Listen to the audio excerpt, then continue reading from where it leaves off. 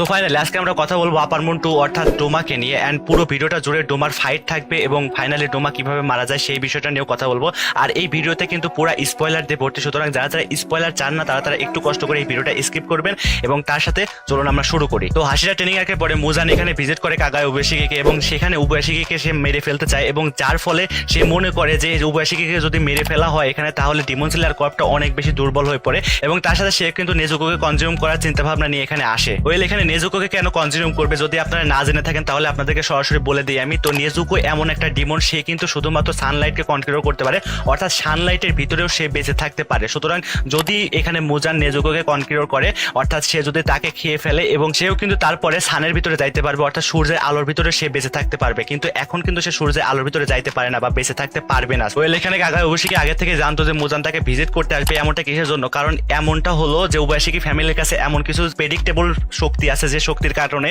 তারা জানতে পারে আগের থেকে যে ফিউচারে কি ঘটতে চলেছে, অর্থাৎ সেই প্রেডিকশনের ফলে কিন্তু সে জানতে পারে যে মুজান তাকে মারতে আসবে। আর এখানে উবায়াশিকি যেহেতু জানতো যে মুজান তাকে মারতে আসবে, সেই জন্য সে তার ঘরের ভিতরে একটা ট্যাপ বিছায় কিউমি এবং লেডি টোমার সাথে সে ডিসকাস করে এবং এই জিনিসটা নিয়ে সে কিন্তু তার নিজের ঘরকে উড়ায় দেয়, যার ফলে এখানে উবায়াশিকি তার স্ত্রী এবং দুইটা মেয়ে সহ সবাই কিন্তু মারা যায়। এবং তার সাথে এইখানে মুজানকে অনেকটা ট্যাপ করে নেওয়া হয় এবং ট্যাপ করার ফলে এইখানে আরো কিছু জিনিসপত্র থাকে যেখানে একটা গোল গোল কিছু বম টাইপ দেখানো হয়, যার ফলে মুজান কিন্তু তাড়াতাড়ি জেনারেট করতে পারে না। আর এখানে যখনই ট্যাপের ভিতরে মুজান আটকা পড়ে যায় তখনই কিন্তু এখানে টোমায়ো আসে এবং টোমায়ো তার খুশির মাধ্যমে মুজানের পেটের ভিতরে হাত ঢুকায় দেয় এবং তার সাথে তার পেটের ভিতরে কিছু একটা ইনজেক্ট করে এবং ইনজেক্ট করার পরে এইটা কিন্তু টার্ন অফ করে ফেলে। অ্যান্ড কাহিনী হলো কি, এই জিনিসটা মনে রাখবেন কারণ সামনেতে এই জিনিসটা কাজে লাগবে। আর এই ঘুষি দেওয়ার পরে কিন্তু টোমায়োকে মুজান কনজিউম করতে শুরু করে এবং তখনই কিন্তু এখানে সকল ধরনের হাসিরা চলে আসে এবং সকল হাসিরা মিলে একসাথে মুজানের উপর হামলা করে। আর এখানে সকল হাসিরার সাথে কিন্তু তানজিরও ছিল। আর যখন সকল হাসিরা মিলে তার উপর অ্যাটাক করে তার ফলে কিন্তু মুজান অনেকটা বেশি দুর্বল হয়ে পড়ে এবং তখনই কিন্তু গিওমি তার অ্যাটাকের মাধ্যমে মুজানের যে মাথাটা আছে সেই মাথাটা কেটে ফেলে।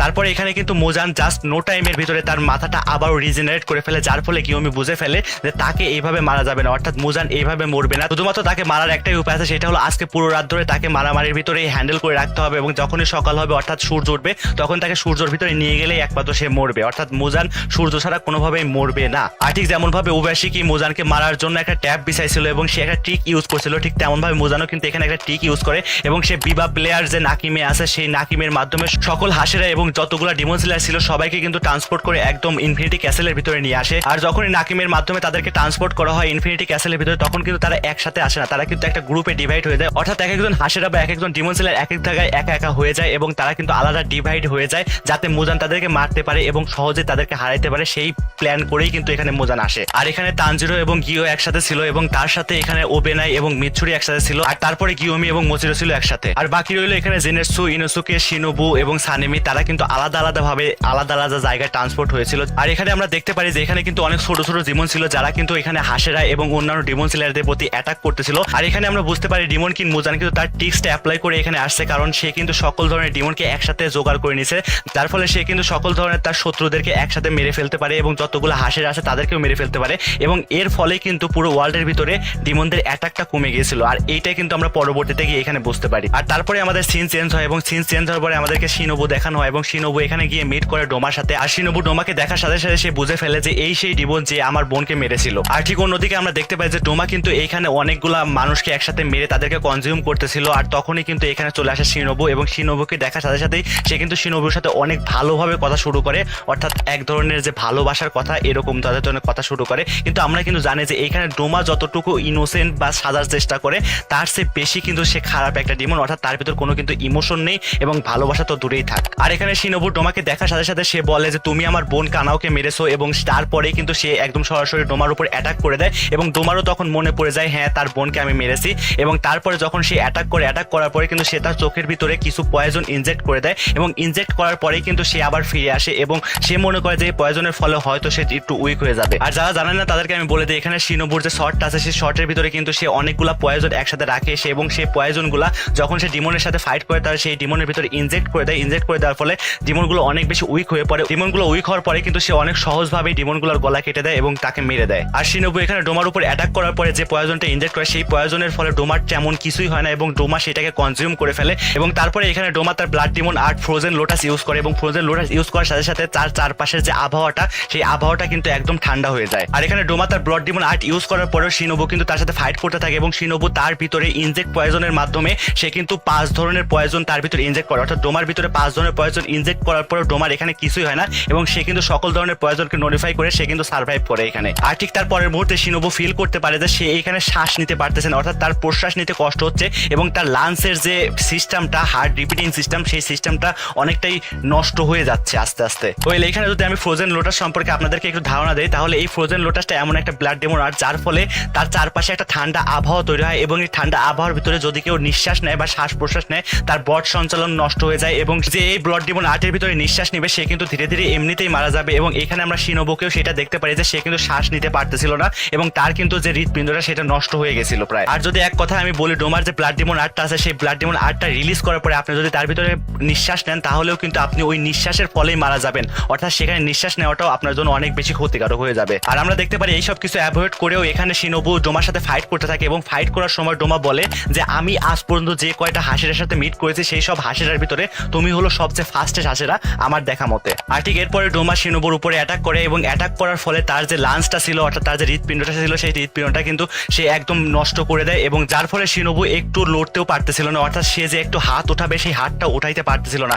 তখনই কিন্তু আমাদের এখানে শিনোবুর কাছে তার বড় বোন কানাওকে দেখানো হয় এবং কানাও তাকে অনেক বেশি ইনকারেজ করে, অর্থাৎ তাকে আরো বেশি সাবাসী দেয় এবং ফাইনালি অনেক কষ্ট করে শিনোবু ওঠে এবং শিনোবু ওঠার পরে তার সকল শক্তি দিয়ে ডোমার উপর আবারও অ্যাটাক করে। আর এই অ্যাটাকটা ডোমা নিজেও কাউন্টার করতে পারে না এবং যার ফলে শিনোবু তার গলার ভিতরে কিছু পয়জন ইনজেক্ট করে যাতে করে ডোমা অনেক বেশি উইক হয়ে পড়ে এবং সে যেন ডোমার গলাটা কাটতে পারে। আর ঠিক তারপরে আমরা দেখতে পারি যে ডোমার ভিতরে যে পয়জনটা ইনজেক্ট করা হয়েছিল সেই পয়জনের কোনো ধরনের ইফেক্টই ডোমার উপর পড়ে না। ঠিক তখনই আমরা দেখতে পাই যে ডোমা শিনোবুকে হাক করে, আর এই হাকটা কিন্তু ভালোবাসার হাক ছিল না, আর এই হাক করার মাধ্যমে শিনোবুকে সে খাইতে শুরু করে, অর্থাৎ কনজিউম করা শুরু করে। আর ঠিক যখনই ডোমা সম্পূর্ণরূপে শিনোবুকে কনজিউম করে ফেলে, অর্থাৎ খেয়ে ফেলে, তখনই কিন্তু এখানে চলে আসে কানাও এবং খাওয়ার আগে শিনোবু তাকে কিছু হ্যান্ড সাইন দেখায় এবং হ্যান্ড সাইনের মাধ্যমে তাকে বোঝায় যে তাদের মাস্টার প্ল্যানটা কাজ করতে শুরু করেছে। আর ঠিক এরপরে কানাও এই দৃশ্যটা দেখার পরে সে কিন্তু ডোমার উপরে হামলা করে বসে এবং হামলা করার পরে ডোমা এই হামলা থেকে খুব সহজেই বেঁচে যায় এবং শেষ পর্যন্ত শিনোবুকে কনজিউম করে ফেলে, অর্থাৎ শিনোবুকে একদম পুরোপুরি খেয়ে ফেলে এবং সম্পূর্ণরূপে খাওয়ার পরে আমরা দেখতে পারি যে তার কাছে শুধুমাত্র একটা হেয়ার ক্লিপ বেঁচে আছে শিনোবুর, যেটা ছিল একটা বাটারফ্লাই হেয়ার ক্লিপ।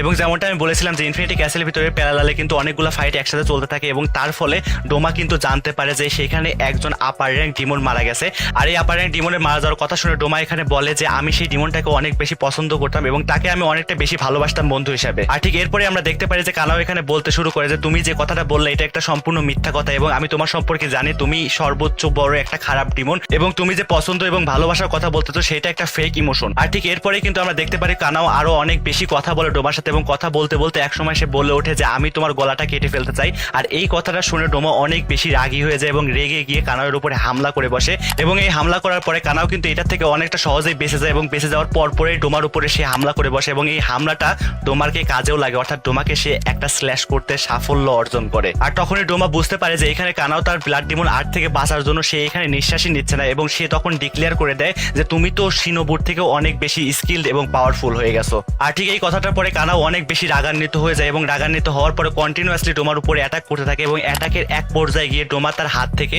অর্থাৎ কানাওয়ের হাত থেকে তার যে শটটা আছে সেই শটটা কেড়ে নেয় এবং কেড়ে নেওয়ার পরে এখানে কানাও একদম মৃত্যুর দ্বার পন্থায় ছিল, অর্থাৎ তার শট যদি তার হাত থেকে কেড়ে নেওয়া হয় তার কাছে কিন্তু ফাইট করার মতো আর কিছুই থাকে না, শুধুমাত্র মৃত্যু ছাড়া। এবং এখানে ফাইনালি কানাওকে মারার জন্য ডোমাটার ব্লাড ডিমন আর্ট ইউজ করে এবং ব্লাড ডিমন আর্টটাকে ব্লক করে আমাদের ইনুসুকে, এন্ড ইনুসুকে এখানে এসে যায় এবং ফাইনালি কানাওকে এসে বাঁচিয়ে নেয় ডোমার ব্লাড ডিমন আর্ট থেকে। আর তখন ইনুসুকে কানাওকে বলে যে তুমি যদি এখানে অনেক বেশি হার্ট হয়ে যায় এবং মারা যাও তাহলে কিন্তু এখানে শিনোবু অনেক বেশি কষ্ট পাবে যেটা আমি দেখতে পারবো না। আর তখনই কিন্তু ডোমা এখানে বলে ওঠে যে আমি তো অলরেডি শিনোবুকে মেরে ফেলেছি এবং খেয়েও ফেলেছি। আর এই কথাটা শোনার পর ইনুসুকে তার অতীতে যে সময়গুলো সে শিনোবুর সাথে কাটিয়েছিল সেই সময়গুলো সে মনে করতে থাকে। আর ইনুসুকে এখানে শিনোবুর মৃত্যুর কথা শুনে সে কিন্তু অনেক বেশি রাগান্বিত হয়ে পড়ে এবং রাগান্বিত হওয়ার পরে সে কিন্তু ডোমার উপরে ফাইট করতে চলে যায়। তখনই কিন্তু কানাও ইনুসুকে বলে যে তুমি কিন্তু ডোমার চারপাশে কোনো ধরনের নিঃশ্বাস নিবা না, নিঃশ্বাস নিলে কিন্তু তুমি মারাও যেতে পারো। আর এই অ্যাটাকটা করার পর ইনুসুকে সর্বপ্রথমে কানাওয়ের যে শটটা ডোমা নিয়ে নিয়েছিল সেই শটটা ব্যাক আনে এবং ব্যাক আনার পরে সে তার নতুন ব্রিদিং টেকনিক রিলোকেটিং এবং ডিসলোকেটিং ইউজ করে ডোমার উপরে অ্যাটাক করে বসে। আর এই অ্যাটাকটা করার পরে ইনুসুকে যখন ডোমার সর্বোচ্চ কাছে চলে যায় তখনই কিন্তু ডোমা তার মাস্কটা সরিয়ে ফেলে এবং তার যে ফেসটা সেই ফেসটা দেখে ফেলে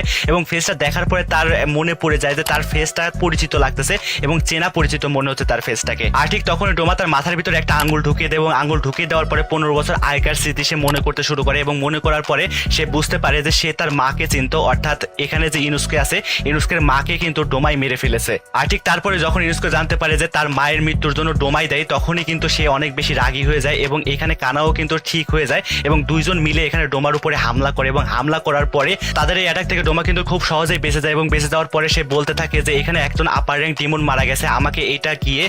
লর্ড মুজানকে ইনফর্ম করতে হবে এবং তাকে জানাইতে হবে যে একজন আপার র্যাঙ্ক অলরেডি মারা গেছে। আর এখানে ডোমা মুজানকে ইনফর্ম করার জন্য যখনই যাবে তখন কিন্তু সে তার মতোই দুইটা আইস ডল ক্রিয়েট করে এবং সেই আইস ডলগুলো ঠিক ডোমার মতোই পাওয়ারফুল ছিল এবং ডোমার মতোই ব্লাড ডিমন আর্টও ইউজ করতেছিল। আর এই আইস ডলগুলো যেহেতু ডোমার মতোই পাওয়ারফুল ছিল সেহেতু কানাও এবং ইনোসুকের কাছে এই দুইটা আইস ডলকে হারানো কিন্তু অনেকটা টাফ ব্যাপার হয়ে পড়ে। কিন্তু তারপরে আমরা দেখতে পারি ডোমা যখনই এখান থেকে চলে যাইতে লাগে তখনই ডোমার যে চেহারাটা ছিল সেই চেহারাটা কিন্তু আস্তে আস্তে গলতে শুরু করে এবং সে বুঝতে পারে না যে এখানে অরিজিনালি তার সাথে কি হচ্ছে এবং কেন তার চেহারাটা গলতে শুরু করেছে। আর ঠিক তারপরে এখানে একটা কুইক ফ্ল্যাশের মাধ্যমে এখানে অরিজিনালি শিনোবুর যে মাস্টার প্ল্যানটা সেটা সম্পর্কে আমাদেরকে দেখানো হয়। অরিজিনালি ভাবে শিনোবু এখানে কখনোই কিন্তু ডোমার সাথে ফেস টু ফেস টক করে পারবে না, অর্থাৎ তার কিন্তু স্ট্রেংথ অনেকটা বেশি কম, কিন্তু তার যে আইকিউ লেভেলটা সেই আইকিউ লেভেলটা কিন্তু অনেকটাই বেশি। আর এখানে আমরা দেখতে পারি যে শিনোবুর যে মাস্টার প্ল্যানটা ছিল সেটা ছিল হলো সে কন্টিনিউয়াসলি বুস্টেরিয়া ফ্লারের মাধ্যমে একটা আলাদা লেভেলের পয়জন ক্রিয়েট করতেছিল। সেটা ক্রিয়েট করার জন্য লেডি টোমারো তাকে হেল্প করতেছিল এবং সেটা তার শরীরে সবসময় সে ইনজেক্ট করতেছিল এবং তার শরীরের মধ্যে সর্বমোট 37 কেজি এই পয়জন ছিল এবং ডোমা যখন তাকে কনজিউম করে তার সাথে সাথে এই 37 কেজি যে পয়জনটা সেটাও কিন্তু ডোমা কনজিউম করে ফেলে। আর এই পয়জন কনজিউম করার ফলেই কিন্তু ডোমা অনেক বেশি উইক হয়ে পড়ে এবং তার চেহারাটা গলতে শুরু করে। আর এখন কিন্তু ডোমা সর্বোচ্চ বেশি উইক থাকে, যার ফলে তার আইস ডলগুলো কিন্তু এখানে গায়েব হয়ে যায়। তখনই কিন্তু এখানে আমাদের ইনুসকে এবং তার সাথে কানাও কিন্তু ডোমার উপরে অ্যাটাক করতে চলে আসে, কারণ এই সময় তার যে গলাটা আছে সেই গলাটা কাটা সবচেয়ে বেশি সহজ হবে। আর ঠিক তারপরে আমরা দেখতে পারি যে এখানে ইনুসকে এবং কানাও কিন্তু দুইজনই চলে আসে ডোমার গলাটা কাটার জন্য। ঠিক তখনই ডোমা তার ব্লাড ডিমন আর্টের মাধ্যমে একটা বড় আইস ডল ক্রিয়েট করে ফেলে তাকে ডিফেন্ড করার জন্য এবং তখনই এখানে কানাও বুঝতে পারে যে ডোমাকে মারার যে চান্সটা সেই চান্সটা কিন্তু এখানে মিস হইতে যাচ্ছে। ঠিক তখনই দেখি আমরা কানাও তার ফাইনাল অ্যাটাকটা করে বসে, আর তার ফাইনাল অ্যাটাকটা ছিল ইকুইনোটিক্যাল ভার্মিক্যাল আই। ওয়েল এই ফর্মটা এমন একটা ফর্ম যে ফর্মের মাধ্যমে সাধারণত যে কোনো সাবজেক্টকে অতিরিক্ত কনসেন্ট্রেশনের মাধ্যমে দেখা হয় এবং যার ফলে সেই সাবজেক্টটা অনেক বেশি স্লো হয়ে যায় এবং ওই সাবজেক্টটা বাদে যে এই ফর্মটাকে পারফর্ম করবে সে অনেক বেশি তার তুলনায় ফাস্ট হয়ে যাবে এবং ফাইনালি সে ওই সাবজেক্টকে অনেক বেশি তাড়াতাড়ি অ্যাটাক করতে পারবে। আর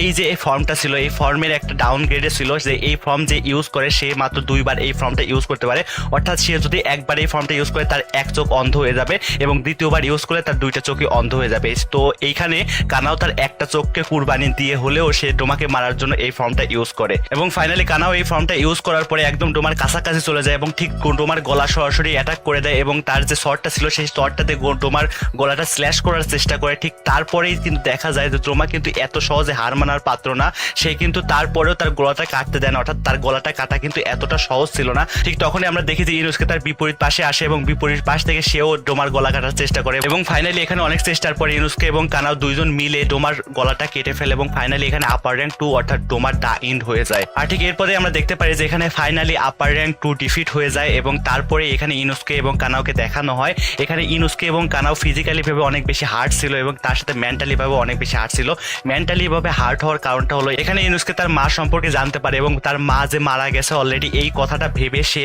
অনেক বেশি কান্না করে এবং তার সাথে এখানে আমাদের কানাওকে দেখানো হয় এবং কানাও অনেক বেশি মেন্টালি ভাবে উইক থাকে যে তার 2টা বোন অলরেডি মারা গেছে এবং ফাইনালি দেখানো হয় যে আফটার লাইফে তার 2টা বোন এসে তার মাথার উপর হাত রাখে এবং হাত রেখে বলে ইউ ডিড ওয়েল, মানে তুমি অনেক ভালো কিছু করছো, অর্থাৎ তাকে সান্ত্বনা দেয় এবং ফাইনালি এখানেই আমাদের এই সিনটা ইন করে দেওয়া হয় এবং আপার র্যাঙ্ক 2 ফাইনালি এখানে শেষ হয়ে যায়। অর্থাৎ 2টা ডিমন এখানে মারা গেছিল, যেখানে আমি বলেছিলাম ভিডিওর মধ্যখানে যে ডোমা জানতে পারে যে এখানে অলরেডি একটা আপার মুন ডিফিট হয়ে গেছে এবং তার সাথে ডোমাও ডিফিট হলো, মানে 2টা ডিমন অলরেডি ডিফিট হয়ে গেছে। এরপরের ভিডিওতে আমি সেই আপার মুনের সম্পর্কে বলবো যে আপার মুন সম্পর্কে জেনেছিল ডোমা যে সে ডিফিট হয়ে গেছে অলরেডি। তো দেখা হচ্ছে পরবর্তী কোনো ভিডিওতে, ততক্ষণ টাটা বাই বাই, আল্লাহ হাফেজ গাইজ। এন্ড এই ছিল আজকে পুরো ভিডিওটা, নেক্সট ভিডিওটা অতি শীঘ্রই আসবে।